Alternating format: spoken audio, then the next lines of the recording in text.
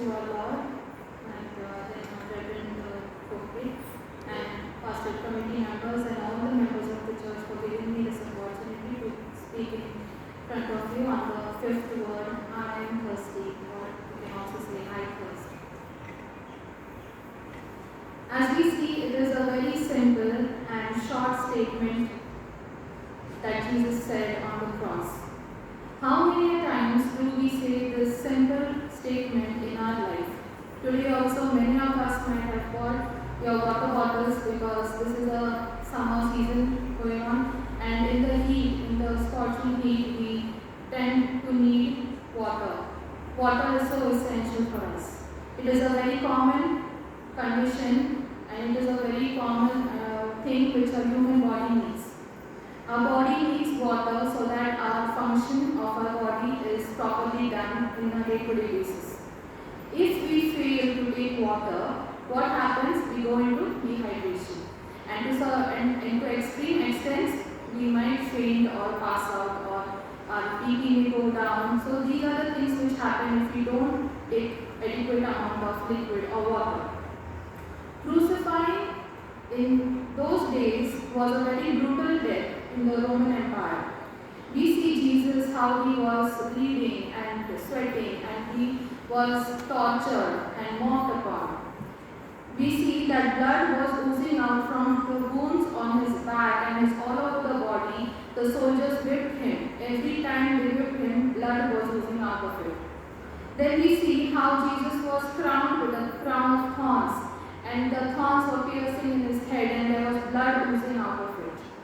Then we see how Jesus was tortured, and the nails which went through and through his hands and his feet, and there was blood oozing out of it. And due to this so much of loss of blood, Jesus went into dehydration. He was exhausted. It is near the end of Jesus' human life now. Now he was hung for total 6 hours. 9 o'clock he was put on the cross, and now it is almost complete 6 hours, and maybe it is 3 o'clock in the noon. It has become hard to Jesus to even take breath. Every time he needed to take breath, he needed to lift himself a little more higher with his arms, but his arms were nailed and they were so much of pain. His shoulders were aching and he was in pain and agony. But he was feeling short of breath, and he had his mouth was parched, gone dry. And yet he does not want to die without the final words on the cross. He wants something to drink so that he says all the words which is accepted to say, so that he fulfills the scripture for us on the cross. Then let's see how many times Jesus was offered wine. In studies they show Jesus was offered 2 times. Before going on the cross and after going on the cross, or on the cross.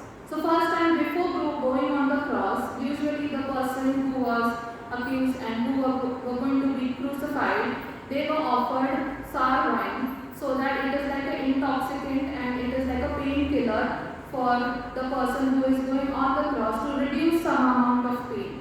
But when Jesus was offered this sour wine drink, vinegar, he refused it. He took the taste, but he refused it. It is written in Matthew chapter 27 verse 34. There they offered Jesus wine to drink mixed with gall, but after tasting it, he refused it.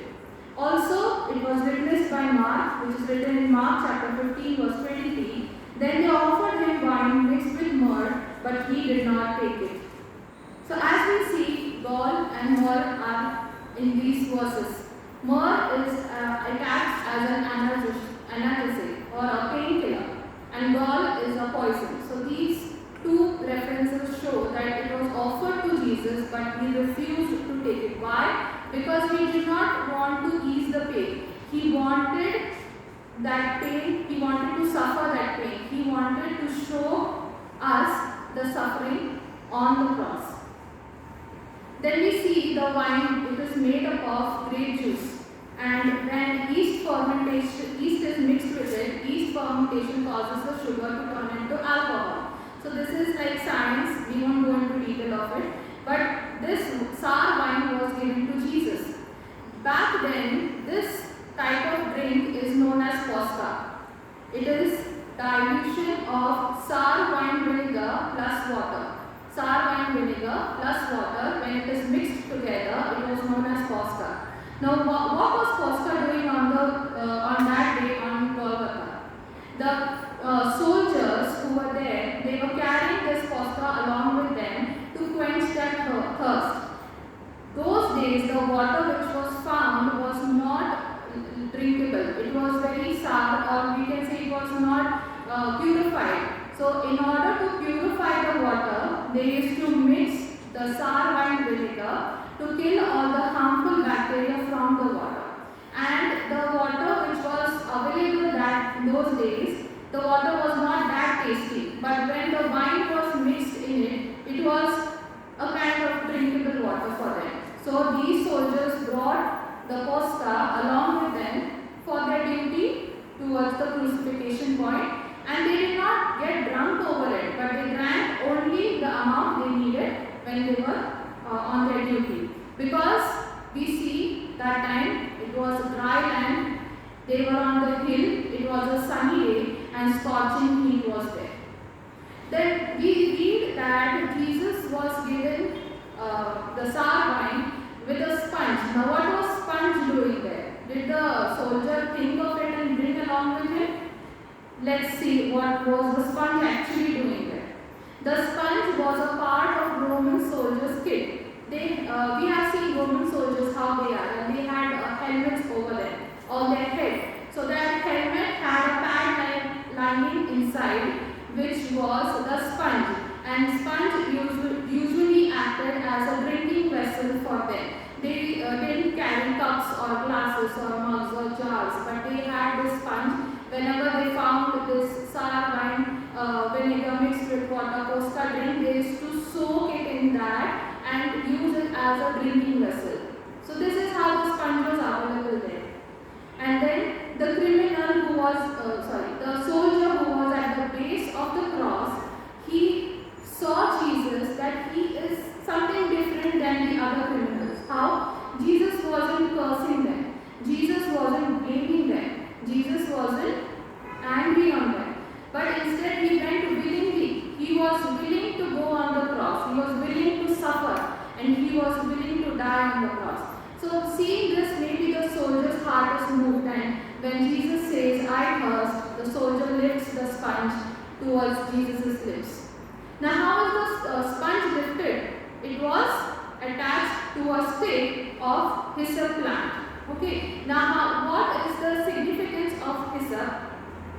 As we see, if you all have your Bibles, please turn to Exodus chapter 12 verse 22. In the Old Testament it is mentioned, Exodus chapter 12 verse 22, take a bunch of hyssop, dip it into the blood in the basin and put some of the blood on the top and on both sides of the doorpost.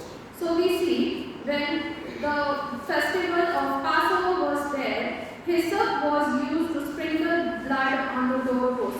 This doorpost we see, they used to sprinkle blood, and hyssop plant stick or reed used to be used to put that. So maybe that time hyssop was available with the soldiers, so they used hyssop to lift the sponge. Then receiving posca. How did Jesus receive it? First time when he was offered before crucifixion, he denied, he refused. But second time on the cross, when he was thirsty, he drank some of the vinegar posca from the sponge. He drank only so much so that his parched throat might be moistened and he can say the final words on cross. He did not drink it to quench his thirst fully. He just drank some amount of it so that the final words that it is finished, and the seventh word, Father, into thy hands I give my spirit. So these words may be spoken on the cross. That is why he took some amount of it. Now let's move on to the main thing, that is the fifth word, I thirst. I have divided it into three. First is what we see from this verse is Jesus' physical humanity. Physical physical humanity. Means he was God and he was also a man. Jesus' physical humanity. Second, we will see Jesus' awareness of scriptures and fulfillment of scriptures. He was aware of the scriptures and the prophecies done in the Old Testament and how it is being fulfilled. And the third is Jesus' determination to complete his task. He was fully determined. He was not being forced by anyone. It was not against his will, but he was doing God's will. And how determined Jesus was to complete this task. Now the first point, Jesus' physical humanity. In the word I thirst, we see the evidence of Jesus' humanity. In 1 Timothy chapter 3 verse 16, can we please turn to 1 Timothy chapter 3 verse 16, we read, without controversy, great is the mystery of godliness. God was manifested in the flesh. God was manifested in the flesh. In theology terms, it describes the person of Christ as theoanthropic person. Theoanthropic person means if you divide this word, theoanthropic, if you divide this word, theos means God and anthropos means man. So God and man. So Jesus was both God and man. Now there are some Bible verses which fully show us that Jesus was human. First, let's see from Luke chapter 2 verse 7. Luke chapter 2 verse 7. Jesus was born just as all human babies are born. Luke chapter 2 verse 7 says, Mary gave birth to her firstborn, a son. So this is how we know Jesus was human and he was born in the same way how we all are born. Then second, Jesus grew just like other children grew from their childhood to adulthood. Let's turn to Luke chapter 2 in the same chapter verse 40. Luke chapter 2 verse 40. Jesus then grew through childhood to adulthood just as other children grew. Then let's turn to the further verse. Luke chapter 2 verse 52. Same chapter verse 52. Moreover, Luke tells us that Jesus grew in wisdom and stature. So this is how we understand Jesus was human. He grew just like other children and like we all grew up. Then third, we all know the story of Samaritan woman as she was at Jacob's well and Jesus when he was tired and he sat down near the well, he saw the Samaritan woman drawing water from the well and the conversation between Jesus and Samaritan woman is shown. So let's turn to John chapter 4 verse 6. John chapter 4 verse 6. Jesus became tired just as we do. For he read, Jesus tired as he was from the journey sat down by the well in Samaria. So this is how we understand Jesus became tired. So it's a human quality to become tired after a very long journey.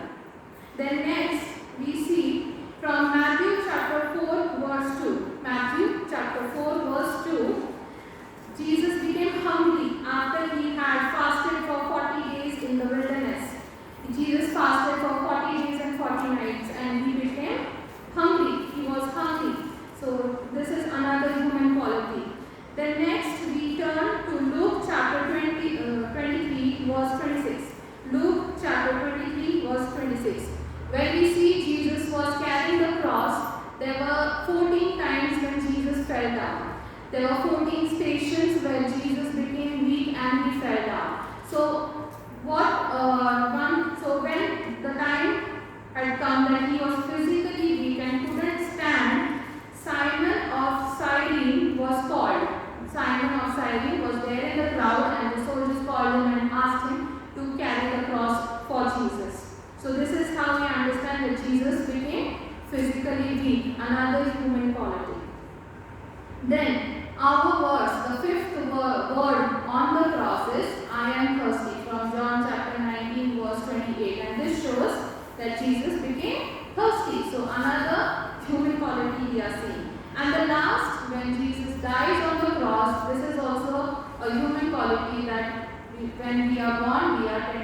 die also.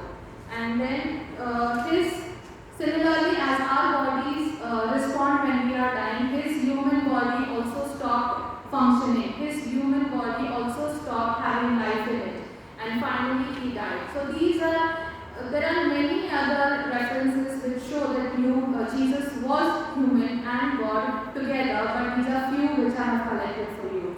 Jesus became one with us in our humanity. Then, in those days and nowadays also, we have people who believe in Jesus, who believe that Jesus was God and human. But there are others also, back then and now also, that they do not believe that Jesus was human. They only say God just had spirit, he was not in the body. So these people, or the people who follow it, are known as Gnosticism. John wrote the gospel of crucifixion after the 70 years of crucifixion. Like crucifixion took place, and after 70 years John had written all this. By that time the gospel had spread throughout the Roman Empire. The church was thriving and it was also under attack from within. This was a system, Gnosticism, that the people believed that Jesus had never real body. Jesus never had real body, but he was only phantom. What is the meaning of phantom? Maybe a ghost. He is only a ghost, or he is not real. Only there is spirit hovering, but there is no body. This was the belief of those Gnostic people. They suggested that he walked, but he left no footprints. They also said since Jesus did not have a real body, he did not feel pain. So think over it, and do we really believe what these people said? It isn't true. As we see, and John has made this very clear for us, and by writing, I thirst. Jesus did feel the pain. Jesus was both very God of very God and very man of very man. Then, in conclusion for this, or we can read 1 John chapter 4, verses 2 and 3. Let's turn to 1 John chapter 4, verses 2 and 3. Let's see how this Gnostic people, like it is written in the Bible. The verse 2 which says, every spirit that confesses that Jesus Christ has come in flesh is from God. Means those who believe that Jesus had come in flesh is from God. And the verse 3 says, every spirit that does not confess Jesus is not from God, and this is the spirit of the Antichrist. We have all heard this word, Antichrist. So these people who follow Gnosticism are known as Antichrist. So during those days also, and now in this world also, we hear there are some people who are against Christ. So by all these illustrations, we understand that Jesus was human and he had humanity. Let's turn to the second point, Jesus' awareness of scripture and fulfillment of the scripture. Now see, if I have magnet in my left hand and I have paper clips in my right hand. Now if I take one paper clip and go close to another paper clip, will the two paper clips cling to each other? No, because there is no action over there. But if I take this magnet from my left hand and go to the paper clips, all the paper clips come and cling and towards the magnet. Okay, so this is how Jesus on the cross is the magnet. And all the prophecies in the Old Testament made, all the scriptures which are written in the Old Testament, that what is going to happen when the Son of God will go on cross are the paper clips. So when Jesus went on the cross, all the prophecies were pulled together. All the prophecies were pulled together, and that day all the prophecies came to be true. They were fulfilled. So we see some of the prophecies which are fulfilled. First is the betrayal of a friend. We know Judas Iscariot, one of the disciples of Jesus, who had the Last Supper with God, and these all were there with God for so many years, but still he betrayed Jesus. And we see that in Psalm 41 verse 9. Psalm 41 verse 9. He, mine own familiar friend, in whom I trusted, which did eat of my bread, had lifted up his heel against me. Second, the silence of Jesus before his judges. He was brought before so many judges over there, but he did not oppose them. He did not fight with them, but he went willingly towards the cross, which is written in Isaiah chapter 53 verse 12. Isaiah chapter 53 verse 12. Therefore he was oppressed and he was afflicted, yet he opened not his mouth. He is brought as a lamb to the slaughter, and as a sheep before her shearer is dumb, so he opened not his mouth. He did not open his mouth, or he did not go against them. Then the third is the numbering of the sinners. Jesus bore our sins on the cross, and so that we may be saved, and he transited with God for our sins. Then next, the gambling of the garments. We are seeing how the scripture is being fulfilled. Gambling of the garments, which is written in Psalm 22 verse 18. Psalm 22 verse 18. They part my garments among them and cast lots for my garments. We see this scripture is also fulfilled when Jesus was brought towards the cross. Then next is in Psalm chapter 22 verse 1. We see the Lord forsaken by God the Father. Jesus says, my God, why hast thou forsaken me? So this is also fulfilled on the cross, which we have already heard the fourth word on the cross. Then the main thing, or the main scripture which is fulfilled, that is Psalm 69 verse 21. Psalm 69 verse 21. They gave me also gall for my meat, and in my thirst they gave me vinegar to drink. So this was already written by Psalm. This is already written in Psalm, and it is fulfilled at the cross. When Jesus was thirsty, he was offered vinegar. Now we see that Jesus' love is so great that he puts himself last. He puts everyone's first.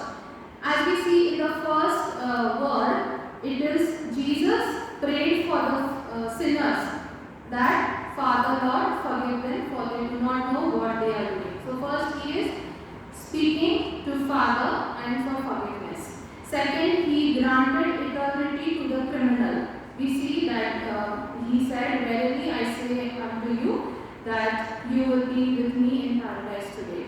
So then third, he arranges care for his mother. He speaks to his mother and his disciple.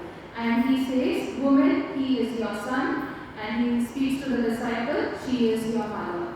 Then fourth, he expressed abandonment to his father. He says, my God, why hast thou forsaken me? So this is how he puts everyone first.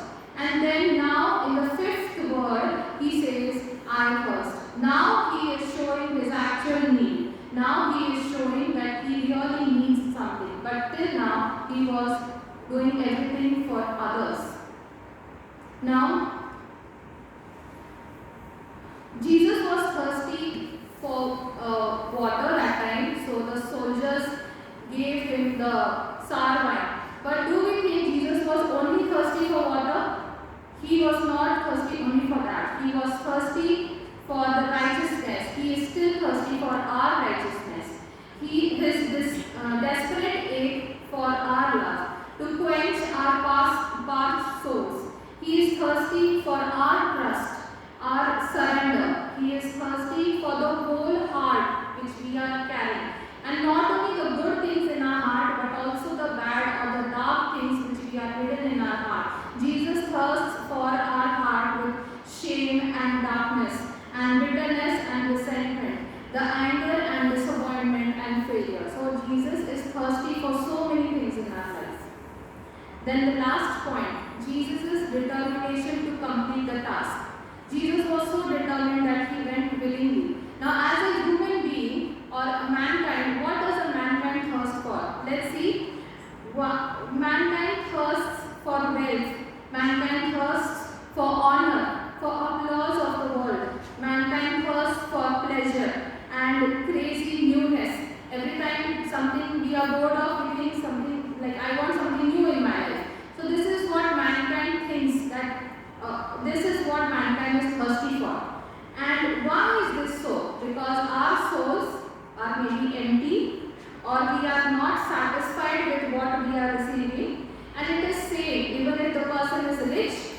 the person is poorer. The rich thinks, how can I be more rich? And the poor thinks, how can I get more things in my life or some things in my life? It is always we are thirsty for something. And how will our thirst be quenched? Do we know how is this peace we are going to find out? How is our thirst going to be quenched? It is written in John chapter 4 verse 14. Let's turn to John chapter 4 verse 14.